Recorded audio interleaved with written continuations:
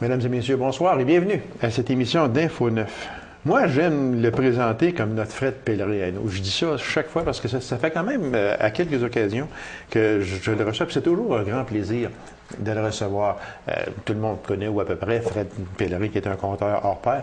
Nous, on a chez nous un conteur hors pair. Il s'appelle Guillaume Beaulieu. C'est notre Fred Pellerin à nous. Mesdames et messieurs, Guillaume Beaulieu. Salut Guillaume. Salut Gaby. Je ne sais pas, juste de même... Est-ce que pour Guillaume Beaulieu, Fred Pellerin, c'est un genre d'idole? Je pense que je l'ai déjà posé la question, mais je la repose encore. C'est sûr que c'est quelqu'un de très appréciable parce que non seulement dans à peu près tout le monde qui connaît Fred Pellerin, même plus personnellement, ou des gens de son village, par exemple, disent c'est un gars extraordinaire, c'est un gars qui est très sympathique. Et sur scène, il apporte ce côté sympathique-là aussi. Dans la manière qu'il fait ses histoires, ses choses, ça distingue aussi les contes et légendes du Québec, par exemple, par rapport à ce que font les Français, qui sont beaucoup plus théâtrales, par exemple, avec des lignes beaucoup plus apprises. Et puis, je pense qu'il représente bien un segment très important de ce qu'on est collectivement. Les gens se reconnaissent, puis ça paraît finalement auprès de l'assistance en général. Puis à peu près dans tout ce qu'il fait, ça fonctionne bien. C'est ça qui est jeune aussi. Oui, il y a une énergie qui, je dirais pas que j'ai exactement la même énergie que lui, mais qui m'intéresse aussi, puis qui me ressemble un peu. Je dis pas que je suis vraiment frère de style de Fred, mais je dirais cousin. Cousin, OK. Donc, il y a beaucoup dans les histoires où on reconnaît des personnages qui existent réellement, des événements ou des lieux sur lesquels on pourrait s'associer, mais en même temps, on étire la ligne, on étire la sauce un peu, puis sur des affaires qui deviennent un peu invraisemblables. C'est vrai. Puis, donc, il y a quand même des éléments de ressemblance qui sont assez intéressants, quoique des styles quand même aussi différents. C'est ça. Guillaume, vous avez fait le tour de plusieurs villes et villages dans toute l'Abitibi-Témiscamingue. Moi, si on parlait des points forts de certains villages, comment on pourrait dire ça? C'est quoi les points forts de certains villages? Parce que les villages ou les villes aiment faire compter sur eux autres, aiment faire parler d'eux autres. Oui. Puis, quand vous arrivez dans un village pour faire un conte, c'est sûr, vous parlez de ce village-là. Oui. C'est quoi, en général, les points forts de ces villages-là? C'est sûr que je te dirais une phrase que j'ai su il y a un certain temps et j'ai fait pas mal de chemin là-dessus. La fierté donne de l'audace. Les villages qui sont impressionnants, c'est les villages fiers qui font justement preuve d'audace, qui me contactent là, en disant « Ah, tu fais une tournée, chez nous, on aurait un tel intéressant à rencontrer, telle affaire, tel événement. » Les gens se parlent, les gens se côtoient. Il y a une dynamique communautaire qui est impressionnante. Puis on est fiers de son village. Puis on est fiers de son village, puis on a le goût de le faire rayonner à l'extérieur. Par contre, le village voisin, peut-être que c'est complètement différent. C'est un village brisé, déçu par un paquet de défaites qui n'ont pas su rebondir. Et peut-être qu'un jour, ils pourraient rebondir, mais actuellement, c'est pas le cas. Et puis, quand on arrive là, on interroge les gens. À la rigueur, je suis pas sûr que les pionniers ont bien fait une bonne affaire de venir s'installer ici, aux limites. Là. Donc, quand j'ai des coups de cœur, c'est plus évidemment des dynamiques qui sont le fun, où les gens transportent puis ont le goût de partager. Les gens participent aussi beaucoup. Est-ce que je me trompe? Non? Oui, les gens participent beaucoup, effectivement. On m'a fait comprendre au bout d'un certain temps que s'il y avait 8 personnes sur 10 chez qui je vais cogner, même sans les connaître parce qu'on m'a dit « Ah, va voir un tel », qui me font rentrer, qui m'invitent à me déchausser dans certains cas, d'autres non, mais à m'asseoir pour prendre un café, puis même partager leur repas et jaser avec eux de toutes sortes de souvenirs, même personnels. Il y a un peu de mon approche accessible de ce côté-là ou qui met en confiance rapidement les gens que peut-être un autre informateur, un autre interrogateur, puis enquêteur ou chercheur de contes et légendes aurait peut-être réussi un peu moins bien. Mais au-delà de ça, je crois que les gens sont généreux de nature, puis la ruralité m'a vraiment fasciné pour ça. Parce qu'en ville, il y a quand même une idée où, des fois, on ne connaît pas le voisin d'en face. Et puis, il arrive quelqu'un, je pourrais passer pour un colporteur. Par contre, dans les villages, comme les gens sont habitués de se connaître et de se côtoyer de proche, il arrive quelqu'un, c'est pas tout le monde qui s'intéresse à se déplacer dans le bout d'un rang. C'est vrai. Et là, quand il arrive, ça fait plaisir des gens en partant, à moins que ce soit suspect, là, puis je me suis pas présenté comme suspect. Donc, les gens arrivent et s'ouvrent rapidement, facilement. J'ai trouvé une très grande générosité. Est-ce qu'il y a des gens qui refusent, tout simplement? Vous arrivez chez des gens parce que une telle personne a dit « Va donc voir M. X là, dans le rang là-bas. Lui, il en a des choses à te conter. » Puis vous êtes arrivé là, puis M. X en question, lui, « Non, moi, non, ça me tente pas de commencer à parler de ça, de telle affaire. Non, je suis pas à l'aise. » Est-ce que vous avez des refus?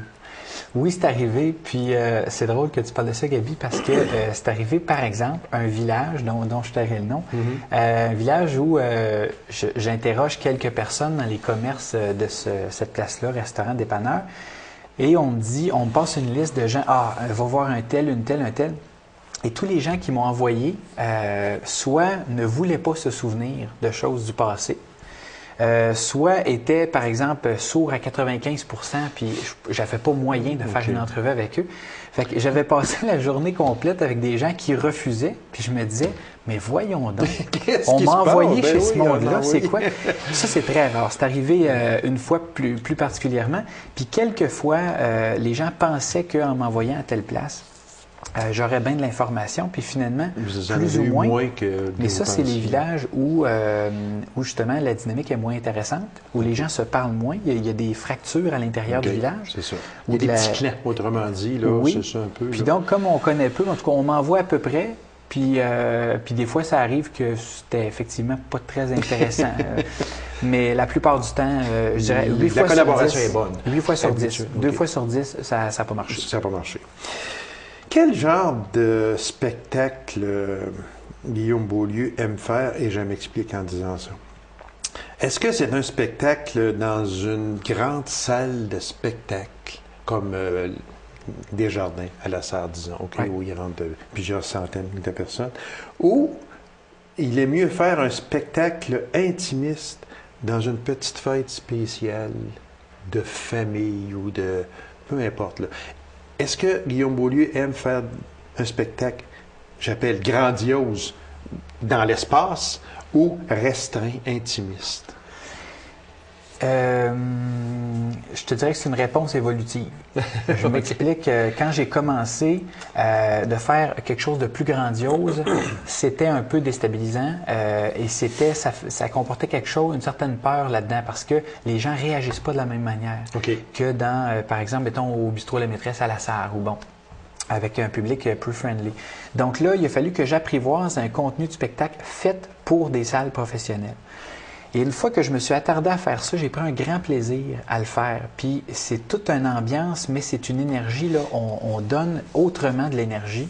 Et quand on termine, il y a une satisfaction qui n'est pas la même. Je dirais pas qui est moins bonne ou meilleure, mais qui est très différente. Et si tu me poses la question actuellement, en 2011, comment je perçois ça, je te dirais que là actuellement, dans ce mot-ci, d'avoir des contextes là, où les gens sont très, très proches, là, avec un petit public qui réagit beaucoup, j'ai un certain goût de revenir un petit peu à ça. Ah, OK. Donc, intimiste. Oui, intimiste, dans lequel, par exemple, je prends la formule du concours de la meilleure menterie, puis j'avais fait beaucoup de chemin là-dessus. Une histoire, par exemple, sur Taschereau, le grand pain rouge de Taschereau, peut-être ça dira quelque chose à plusieurs. C'est une histoire que j'ai faite beaucoup il y a à peu près 2-3 ans.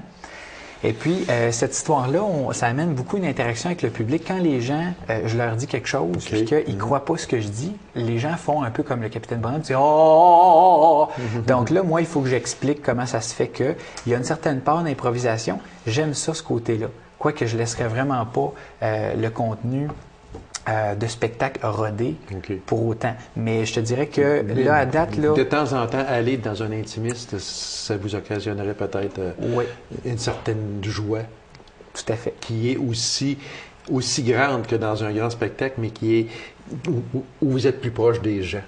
Oui, puis c'est que au moment où on fait ça, par exemple, si je parle de quelqu'un ou d'une famille quelconque, Les gens entendent ça et par la suite, il y a toute une conversation qui s'entame sur justement, je l'ai connu, puis il y a une affaire que tu n'as pas su, là. Un tel, il faisait un coup de circuit au baseball à tous les fois qu'il voit. Je l'ai vu, moi. Je l'ai vu en telle année, tout ça. Donc là, moi, ça me nourrit beaucoup aussi. Pour Guillaume Beaulieu, c'est quoi le plus gros merci après un spectacle? Le plus gros merci, là, c'est de piquer une jasette avec moi en faisant du pouce là, sur des histoires qui ont été avancées ou que les gens se livrent encore. J'ai tellement de plaisir à converser avec le monde, de souvenirs, surtout un peu élucubrants, des choses qui sortent un peu de l'ordinaire.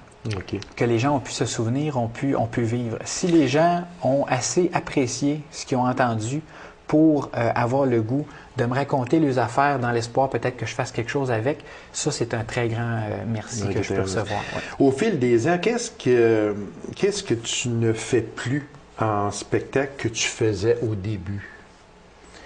Parce qu'il y a des choses qui se sont corrigées, je présume. Oui.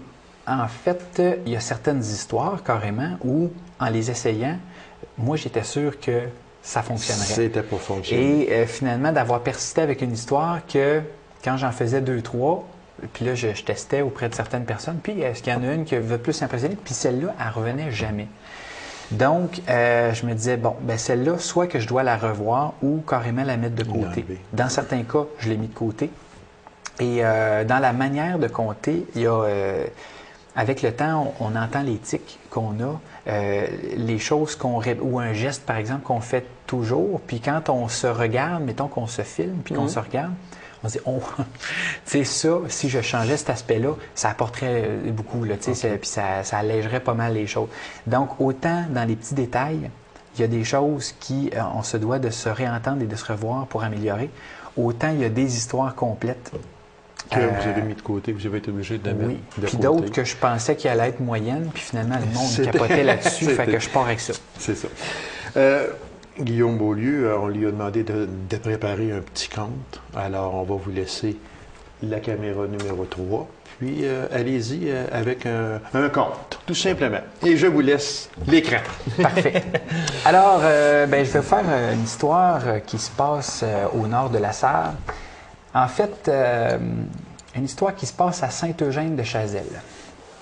Tout près de Saint-Eugène-de-Chazelles, Rosaire Bouliane finit le chantier sur la route du 20 000 parce que tout le monde voit bien que le printemps s'est bel et bien installé. Il prend même pas le temps de bénir le thé trop chaud du coupe Béchard avec de l'eau tiède, comme on dit, avant de prendre la carriole avec les gars pour s'en revenir. Sa femme, Ghislaine Bouchard, elle sait qu'il s'en revient par le bouche à oreille. Mais cette pauvre femme, en pleine grossesse, elle commence une hémorragie. Ça arrive. Alors, on attend et plus ça avance, plus on se rend compte que à quantité de sang qu'elle perd, sa vie aussi commence à s'échapper de son corps. Puis Rosaire, les heures passent, comment ça se fait que Rosaire n'y arrive toujours pas? C'est le curé qui arrive en premier pour venir donner à Ghislaine le dernier sacrement, l'extrême onction. Il dit, ah, Madame Bouchard, vous n'avez pas de chance. Vous devez vous résigner. Madame Bouchard, OK, laissez-vous aller. Laissez-vous aller. Elle, même si elle est rendue blême comme un drap, elle trouve quand même la force qu'il faut pour y dire « Je ne mourrai pas tant que je n'aurai pas dit à mon mari que je l'aime. » Pendant ce temps-là, Rosaire, avec les mauvais chemins boiteux du printemps qui ralentissent même les plus fringants, « Envoyez les gars, on pousse la carriole, il y a de la misère sans bon sens. » Finalement, il se laisse convaincre de passer la nuit chez un de ses chums qui reste aux 4 coins à Saint-Janvier. C'est le lendemain qu'il apprend par les voisins qu'il ferait mieux de se rendre au plus coupant à Amos pour aller voir sa femme, ou peut-être même la dépouille de sa femme. Premier étage, deuxième étage, troisième, non, deuxième. Il arrive. Comment? Oui. Ghislaine Bouchard, c'est ça, ma femme? Comment? Guérie.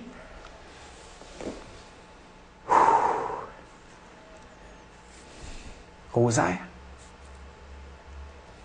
J'ai tenu parce que, tu sais, je t'aime, Rosaire. Prends-moi dans tes bras, on s'en retourne à Saint-Eugène, OK?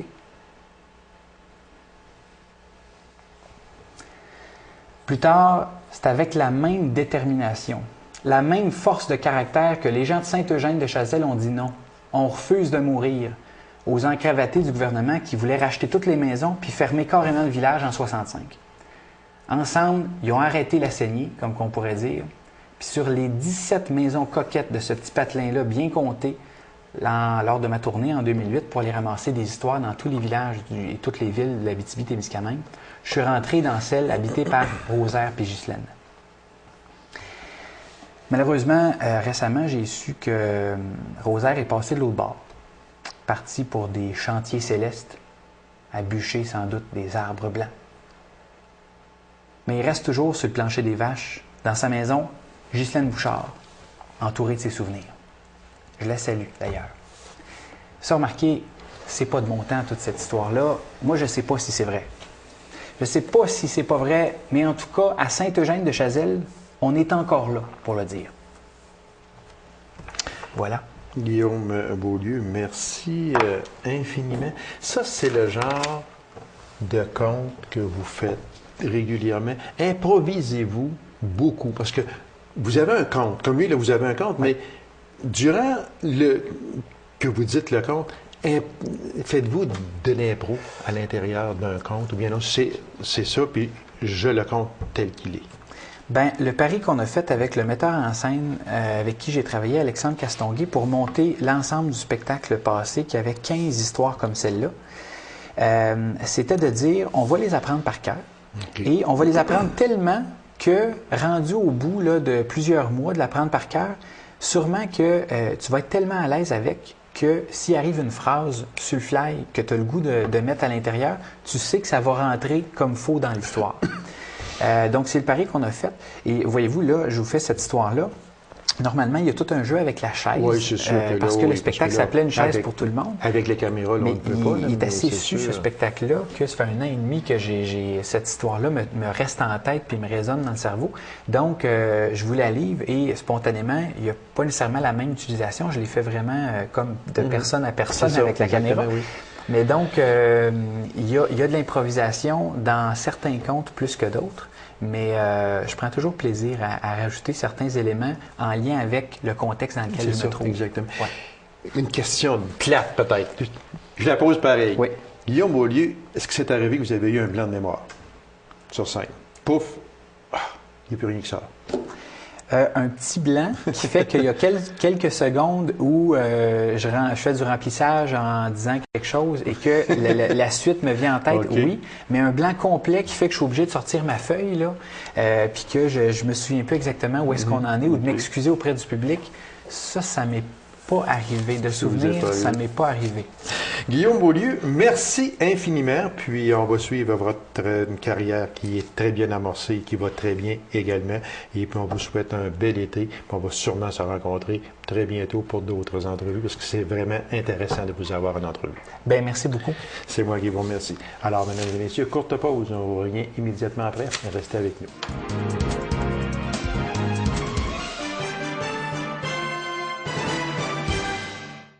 Déjà refusé à 2 occasions, tout d'abord à Macamic, la population n'en a pas voulu, et une autre fois à La Sarre, également par la population et les citoyens. La Corporation du Pavillon Royal-Roussillon revient à la charge une 3e fois et pourra construire sa résidence pour personnes âgées atteintes d'une déficience intellectuelle. Alors, pour nous en parler, je reçois la présidente du conseil d'administration de la Corporation du Pavillon Royal-Roussillon, Mme Diane Duchesne. Mme Duchesne, bonsoir. Bonsoir, M. Lacasse. Dites-moi une chose, Mme Duchesne. C'est un dossier qui a fait couler beaucoup d'encre. Comme je le disais dans mon intro, on voulait construire cette résidence-là à Macamic. Elle a été refusée, même à 2 occasions, si ma mémoire est fidèle, oui. C'est ça. On a transféré ça à La Sarre. La population s'est levée pour dire à un certain endroit, on ne veut pas avoir ça. Alors, c'était une autre défaite, entre parenthèses. Puis là, vous arrivez avec une 4e ou une 3e tentative qui, cette fois-ci, a fonctionné. qu'est-ce qui a fait que cette fois-ci, ça a fonctionné versus les autres fois auparavant où ça n'a pas fonctionné? Disons que les gens ont analysé la situation, ils ont pris des informations au cours des mois et des années même, à savoir, ça aurait l'air de quoi cette résidence à assistance continue. Et je pense que les gens, avec les réponses qu'ils ont eues de la corporation, du réseau de la santé, ont fini par assimiler les choses et dire, ben, c'est pas dangereux. Les gens vont être surveillés 24 heures sur 24, 7 jours semaine.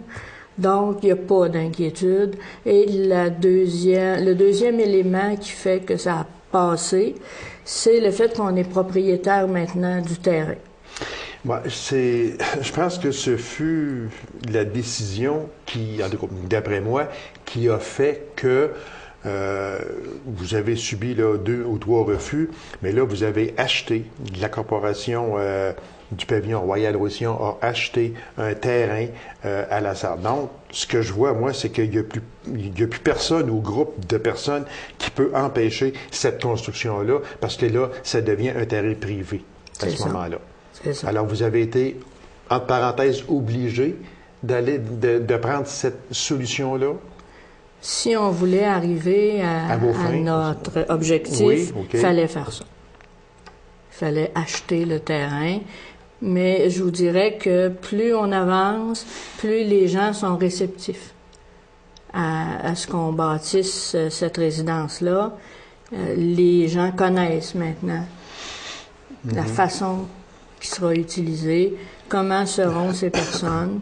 Ce sont des personnes qui ont des besoins. Il faut surtout commencer par penser à ça. Oui, c'est sûr. Si c'était dans la famille et qu'on avait une personne en déficience intellectuelle, et que ce soit avec des troubles de comportement ou des problèmes de santé mentale, on voudrait qu'ils aient le meilleur endroit. Mais actuellement, ces personnes-là là, que nous parlons, là, qui vont aller habiter cette résidence-là, ces personnes-là sont déjà à Macamic. Pas tous à Macamic nécessairement. Là. On n'a pas pour l'instant encore identifié les personnes. On sait qu'il y a des besoins. Il y a une soixantaine de personnes qui auraient besoin d'insertion sociale, mais il n'y a pas de familles qui sont prêtes à les recevoir. Il n'y a pas d'autres ressources qui existent. Donc, on les a cantonnés dans des CHSLD. Peut-être une partie à Macamic, il y en a peut-être à La Sarre, mais on sait qu'il y a des besoins un peu partout en région.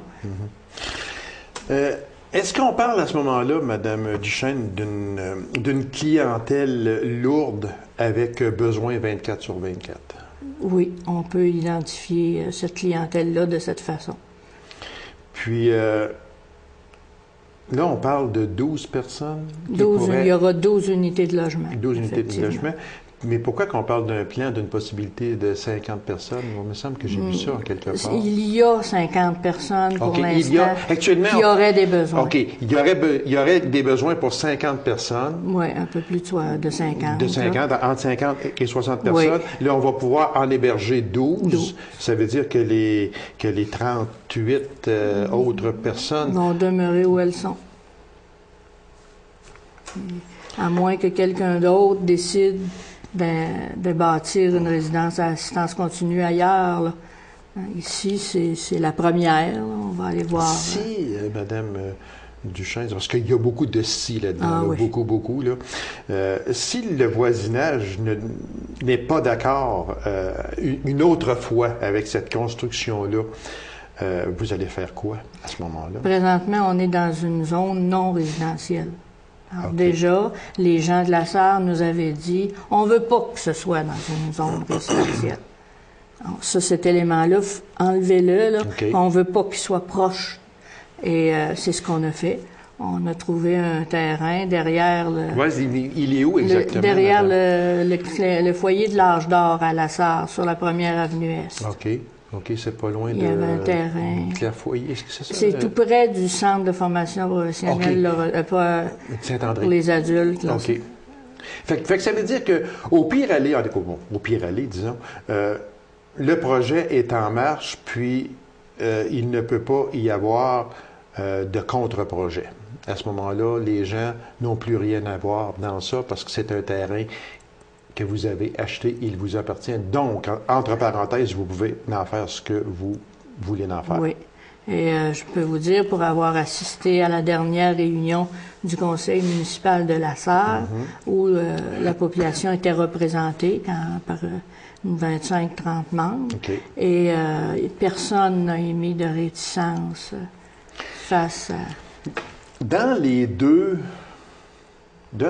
ou trois refus que vous avez eus, dont Macamic la première fois à La Sarre, qu'est-ce qui a cloché là-dedans? Est-ce que c'est, je dirais pas la mauvaise information, là, mais peut-être un manque d'information? Est-ce qu'on peut appeler ça comme ça, que c'était un manque d'information, où les gens n'étaient pas assez informés sur la chose? Parce que c'est une clientèle lourde, là. Il faut pas s'en cacher, là. On en voit, nous autres ici, à Macamic, un peu, là, qui viennent se promener, puis tout ça, bon, on les voit. C'est une clientèle lourde. Mais est-ce que les gens ont refusé par manque d'information? Je n'irai pas jusqu'à dire qu'il y a eu un manque d'information, mais peut-être que notre information n'était pas assez claire, pas assez précise, ce qui fait que les gens ont été craintifs. Il faut dire que c'est nouveau. C'est sûr que vous savez que les gens ont peur de la nouveauté. Les gens ne veulent pas être dérangés dans leur petit patelin, autrement dit. Ça. Si tu penses que tu vas emmener une maison de même où il peut se passer telle chose, moi, ma maison, elle n'aura plus de valeur, là. En avant, je vais avoir de la misère à la revendre, etc. On a entendu toutes sortes de choses. Mais il manque peut-être que l'information n'était peut-être pas assez précise. Non pas que vous ne vouliez pas la donner, sauf que peut-être qu'elle n'était pas... n'était pas accessible ou peu importe quoi là, à ce moment-là. Donc, c'est dû en grande partie, possiblement, à une information qui n'était peut-être pas assez adéquate à ce moment-là. Quels seront les partenaires de cette unité-là? Le réseau de la santé est partenaire avec nous. Claire Foyer, qui est un centre de réadaptation, et nos partenaires. La ville de La Sarre est aussi un partenaire. Alors, vous voyez que c'est quand même... on est assez bien structuré. Là, quand, d'après vous, la construction pourrait débuter, et par le fait même, c'est sûr, quand elle pourrait s'achever pour que cette unité-là soit fonctionnelle? Je ne sais pas, je peux pas vous dire à ce moment-ci quand les travaux vont commencer. Parce que vous savez que les établissements de cette mesure-là, c'est négocié avec le gouvernement et ça prend du temps. Ça prend du temps, c'est ça. Mais parce que on s'assure que tout soit bien fait pour ne pas avoir à recommencer, là. Est-ce que c'est dans l'optique, dans le plan de la Corporation du Pavillon Royal de Roussillon, qu'après, disons qu'après cette construction-là, une possibilité d'avoir une autre construction parce que, comme vous dites, il va manquer encore près de 40 places environ. Je vous dirais que pour l'instant, on n'est pas rendu là du tout. Là. On est toujours dans la première résidence. Première résidence et première étape. On a hâte de faire la première levée de terre et que ça soit finalisé. Exactement.